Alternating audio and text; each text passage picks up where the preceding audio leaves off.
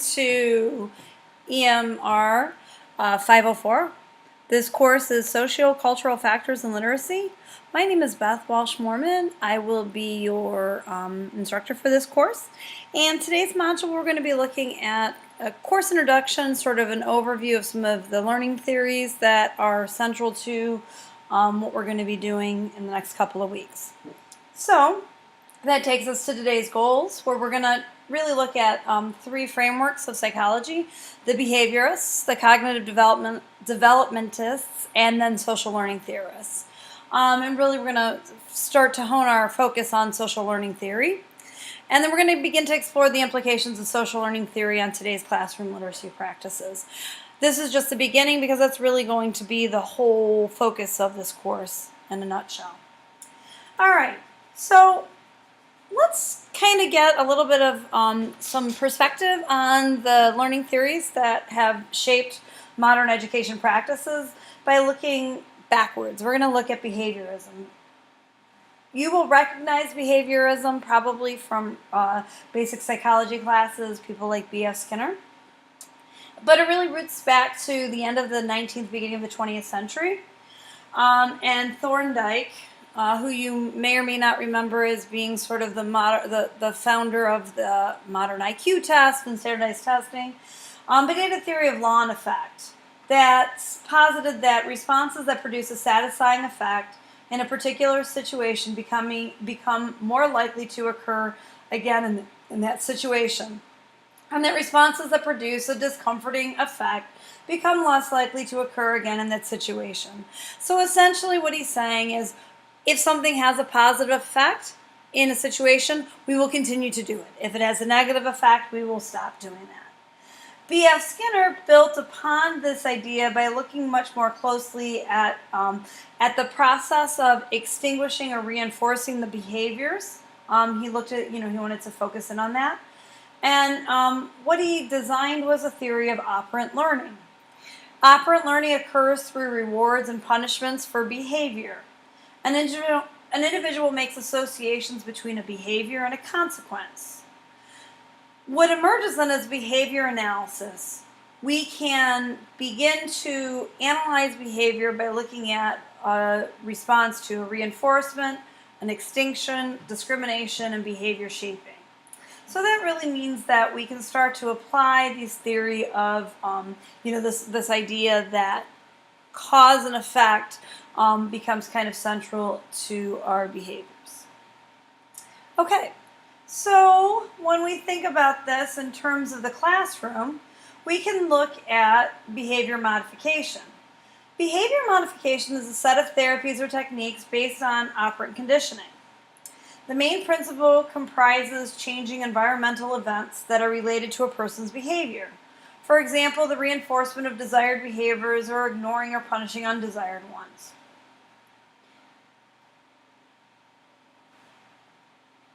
Okay, sorry, I'm losing my place in my notes. Give me a second. So, a simple way to shape behavior then is to provide feedback on performance, on a learner's performance. Give compliments, offer approval, encouragement, and affirmation. So what happens then, the things that have the highest responses for students learning a new task, whereby when they're learning a new task, if we initially reinforce it by giving them praise, that the learning happens more quickly and that the performance improves much more quickly. Okay, so that would be an example of operant behavior that we still sort of ascribe to. Many, if you ever took in-service and classroom management, they also look at how to get rid of unwanted behaviors, such as tardiness or dominating class discussions, talking out of turn. So one way that we are taught to respond to that is the possibility of teacher ignoring it. That's one thing, considered a negative reinforcement. But another thing then could be to move on to punishment. And so that's why, knowledge of success is important for students. So this idea that if students know that they're being successful, one of the things that Skinner's behavior modification kind of posits is that Students need to know whether or not they're successful. It motivates their future learning. It is important to vary the type of reinforcement that students get, though. The motivation will decrease if all they get is praise. It will decrease if all they get is punishment. And so what I have here is some examples of what we would consider positive, negative reinforcement versus punishment in a classroom. It really is very difficult, and not being a psychologist myself, I can tell you that there are times that I could say something is negative reinforcement when actually it's punishment. But I hope that I made a little bit of a distinction here in this example. But these are sort of some ways, and you can see, teachers give lottery tickets and point systems, and in early grades they often do some kind of a token economy system in the classroom, and these are all things that come from Skinner's ideas of behavior, or Skinner and behaviorist ideas. Okay? Although, in today's world, I think what we really have come to understand is that there are some gaps, that it does maybe look too simplistically, that as if all behavior results from the classroom environment, things like that. We need to understand that there are social aspects of learning, and that sometimes people can learn in a social context, that it doesn't always, so one of the things that, like, if you think about Skinner and the mouse learns because they either get shocked or they get the food, they get shocked or they get the food. If you ever have seen anything with Skinner's black box, or the black box, I'm sorry. But what we know as teachers is that often students learn from watching others learn, and so there's nothing in behaviorist theory that indicates that whether or not a student's going to learn by watching somebody else be punished or reinforced. That aspect of learning is kind of missing in behaviorist theory. So what kind of resulted then in the mid-20th century, when shortly after we had people like Freud, who started to look at more complex theories of motivations for behavior. I'm not suggesting that Freud is at all a relevant education theorist, but this idea that we began to look beyond simple factors and began to look at beyond the immediate and observable to understand behaviors. So one branch of psychology that really emerged in the 20th century was cognitive psychologists. And so what cognitive psychologists really want to look at how humans process information. They're really centered on rigorous laboratory investigation. They want to look at internal mental processes, believing that it is those internal mental processes that are essential to understanding behavior. So therefore, these processes, such as memory, perception, or attention, become critical to the experiments that are designed by cognitive therapists.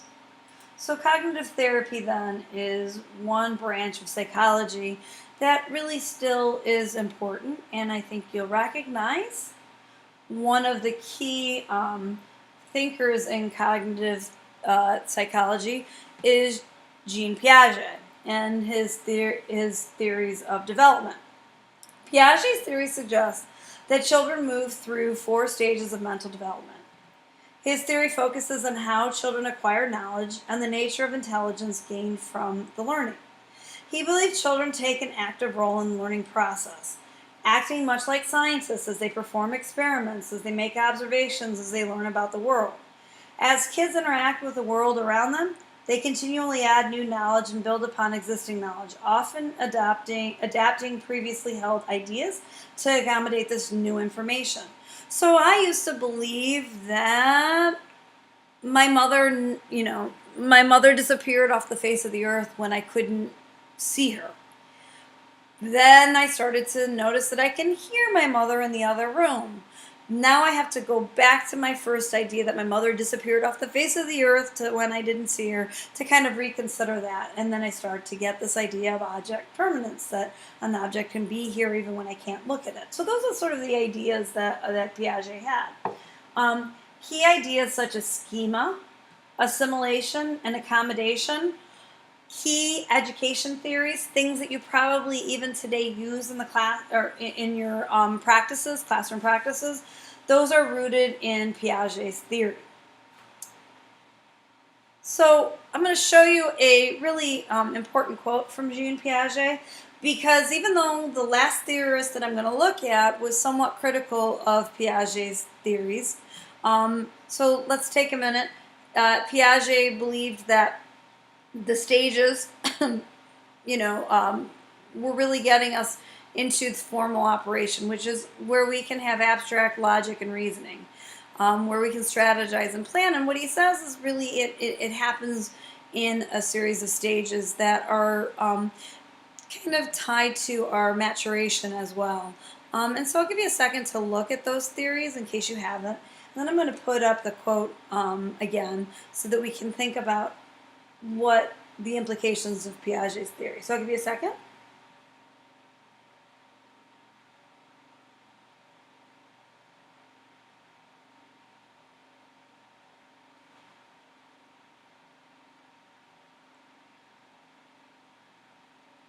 Inherently, as parents, teachers, educators, we probably find some distinct truth in what Jean Piaget is positing here. And I find myself opposed to the view of knowledge as a passive copy of reality. I believe that knowing an object means acting upon it, constructing systems of transformations that can be carried out on or with this object. Knowing reality means constructing systems of transformation that correspond more or less adequately to reality. Really, when we think of literacy classrooms as constructivist classrooms, which most of us do, I think we can see why Jean Piaget has sort of endured and the truth between what he says. We know inherently that good learning is an active process, and that students are constantly being transformed through the act of knowledge construction. And so, and we hope, I guess this is important, we hope that the knowledge that they're constructing is in fact rooted in reality and what they're actually observing and seeing. Okay, so let's look then at probably the most important theorist for this course, though certainly not necessarily the most important theorist in all of learning theories, but because of the nature of this course, because we're looking at sociocultural influences, I think we really want to look at the man Lev Vygotsky, and it's probably not a coincidence that he was born in communist Russia because of the social nature of their society. The communal nature of their society. So Lev Vygotsky really saw learning as social practice. And knowledge is gained through interpersonal connections and actions. So it is when we interact with one another that we gain knowledge. So this is really an important idea that Lev Vygotsky had. Probably you've heard of the zone of proximal development. You may or may not have heard of his nature of language. But Vygotsky described the zone of proximal development as an area where a child is capable of moving beyond their where they are developmentally by working with a more skilled other. Sometimes that more skilled other would be a teacher or a parent, an adult. Sometimes that more skilled other could be a more skilled peer. And we know in today's education literature and some best practices the importance that we think about things like reciprocal teaching, peer-to-peer reading, even like, I remember when I was in 5th grade, I remember going down to hear the first graders read, reading buddies and things like that. All of that is really rooted in Vygotsky's idea of zone of proximal development, that we can move beyond. Another really important idea that we get from Vygotsky is his belief of the nature of language. Unfortunately, this happened towards the end of Vygotsky's career, so there isn't as much literature on his nature of language, but he believed that inner speech was different from oral language, and what was notable is his belief that inner speech developed from external speech, which is interesting. Piaget came from this idea, if you look at, I'll put back up there, if you look at Piaget's idea, we kind of move from sort of being egocentric into a social being. And that's kind of, when you look at his theories, it goes from being all about yourself and your needs and moving into an understanding of yourself in a social construct. Vygotsky believed kind of the exact opposite, which is that we developed our sense of self by our practices within a community. He described inner speech as being qualitatively different from verbal external speech. Although he believed inner speech developed from external speech, it was a gradual process of what he would call internalization. So we would transition from external to internal speech. He said children, babies, they all they do is think aloud. They lack the ability to internalize their thinking. He claimed that in its mature form, inner speech does not really resemble spoken language as we know it. In particular, it is greatly compressed. So he believed that thought itself develops from socially, from our social interactions. All right, I'm going to show a quick video here.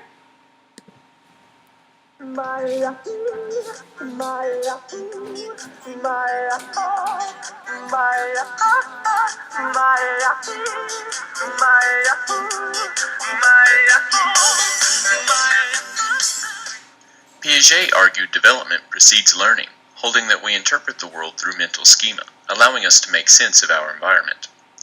Learning happens when facing situations our mental schema cannot easily process, leading to disequilibrium. To re-equalize itself, the mind either assimilates new information or adapts to using new skills. Piaget calls this process of assimilating new information and skills into our pre-developed schema learning. Vygotsky agrees that learning happens by interacting with our environment. However, counter to Piaget, Vygotsky argues that learning precedes development. He holds that our present state of development is enhanced when confronted with new tasks just out of reach of our present abilities. The gap between our pre-existing development and what we can accomplish with the help of others is called the zone of proximal development. Vygotsky focuses on how proper instruction raises our ability through the ZPD as we internalize new information and skills. Learning takes place in the ZPD and precedes individual development.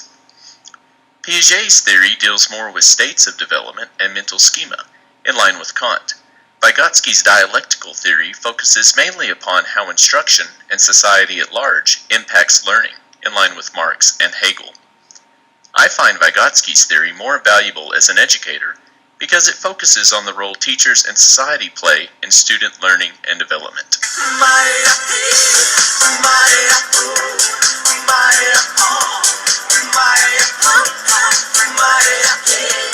Alright, so let me put this back into the presentation mode here. Hold on a second. So what we need to understand then is that this, oh, I don't want to do this week's work. I'm not sure why that's up there. What we need to understand then is that social learning theory is really, really rooted in Vygotsky's ideas. So social learning theory is that learning is a complex interaction of multiple influences. And this course is designed to look at these interactions and think about how they affect a child's emerging literacy practices. So the learner, the child, is influenced by cultural values, by beliefs, by traditions, by social interactions with parents, siblings, peers, and teachers, by language and communication skills. So this course is really going to be looking at this chart pretty carefully. All right, so what I'm going to have you do this first week by way of kind of getting into that thinking. The first thing I want you to do is I want you to look at the poem Where I'm From. This is by way of an introduction. I love this because I found this useful in my own courses. When I was a classroom teacher, I often would use this. It helped me to understand sort of the backgrounds of my students. And you know, I find that diversity comes in many forms. I taught my last teaching assignment. I had multiple teaching assignments, some of them public, some of them private. But my last teaching assignment was at Notre Dame Cathedral Latin School, which is in Chardon, Ohio. And pretty homogenous when you think about it in terms of racial makeup. I think we were like 90 96% white, fairly economically homogeneous, higher or middle to upper middle income. But even then, when I would assign something like this poem, I would find the diversity of experiences. I had students coming from farming communities where they literally were raising goats and showing, belonged to 4-H, and they were showing at the county fair. Just students that were coming in from Cleveland Heights or some near east side neighborhoods, and they were, very different experiences, very different backgrounds. I had students who came from large families, from very small families, students who were adopted, students who had traveled, students who had never even gone on a lengthy vacation. And so these were all things that the poem allowed me to see that diversity. So I'm going to show that as an example. At one point in the course, I'm going to have you look at some and post an idea of something that you found that would be a way to be able to kind of like introduce this idea of diversity and understanding our students' diversity. Then I gave you a simple psychology overview of Lev Vygotsky's theories. And I'd like you to use those sort of so that we all have the framework. And what I would like you to do is select one of 3 articles from educational journals. The 3 articles that I have there is I'm trying to get you to be able to find something in your area of practice. So the first one is the impact of caregiver workshop regarding storybook reading on pre-kindergarten children's emergent literacy development. The second one looks at Shrek meets Vygotsky, rethinking adolescents' multimodal literacy practice in schools. And then the last one is the implementation of Common Core based curriculum in a 4th grade literacy classroom. So what you're going to do is you're going to pick one of those 2 articles, and I'd like you to think about why Vygotsky's ideas are still important in a literacy classroom. Post a response that quotes from the journal article that you read. Then I'd like you to respond to at least 2 other classmates' posts. If possible, I'm not sure how many of us are going to choose each of these different articles, but if possible, select classmates who read one of the other articles, read something different than you, so that you can respond and maybe share a little bit about the article that you read. Please this week download and read the class syllabus, email me any questions that you might have, and then download and read cultural interview assignment instructions. This will be due at the end of not Sunday of week 1, but Sunday of week 2. So it'll be due at the end of week 2. All of my assignments will be due on Sunday nights at 11:55, unless I indicate something differently online. So. All right, thank you very much. I look forward to spending the semester with you. This is a topic that's near and dear to me. I'm really excited to share this with you, and I hope you have a good rest of your week.